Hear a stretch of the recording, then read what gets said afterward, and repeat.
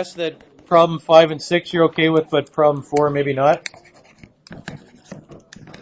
The things you need to be able to come up with a tangent line, or you need the slope and you need a point, right? You need the slope and you need a point.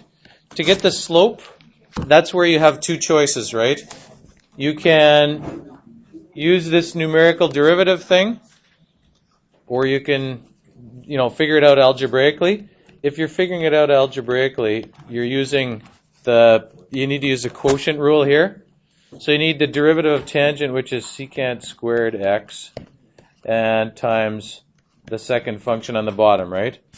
Minus the top function, tan x, times the derivative of the bottom function, which is 1 over x squared, right? So you got x secant squared x minus tan over x squared. You can't do a whole lot of simplifying with that. That's pretty ugly to put in your calculator. If you are putting in your calculator, the only thing you need to do is change the secant, because you don't probably have a secant button. How would you change that if you were going to put it in your calculator? Instead of x times secant squared, x divided by cos squared, and then minus tangent all over x squared. The thing is, you want to know at 2, so if you put in a 2, you need to put in 2, right? So it's change every single one of those x's to a 2. You want this, right? You want 2 divided by cosine of 2, tangent of 2, 2 squared. You need to be in radian mode. Any trig functions in calculus here, you're using radians, real numbers.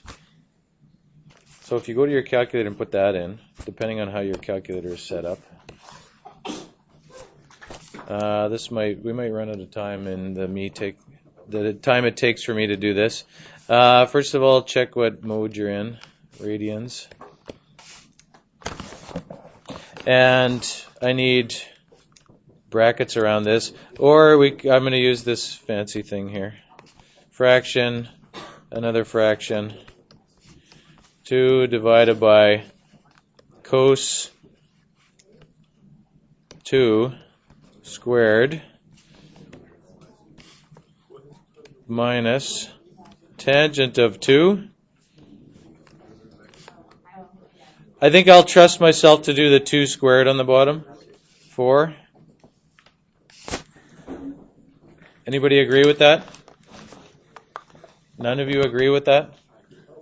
You agree with that? Okay. So that's 3.43 something, right? Whatever it was, 3.433 roughly. That is the slope. You could also do the slope by using this n deriv, right? So this was algebraically, right?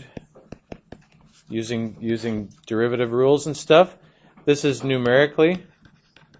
We're not done yet, right? Because the hard part is finding the slope. The rest of it is grade 10 stuff. But if you want to do this numerical derivative of tan x over x, where x is the variable at 2, it'll give you 3.433 whatever. Once you find the slope, you need to put it in here, right? You need to put 3.433 there, x plus b. You need a point. Just put this point in here to find a point that it passes through, right? Whatever that curve looks like, you're looking for that line. You know its slope. You need to know the coordinates of the point. You already know the x value is 2. Put a 2 in there. Work out what the y value is in here. And then you'll have the line. Okay? This is a hard problem just because the algebra is hard. If anybody needs help with anything on either section of the assignment,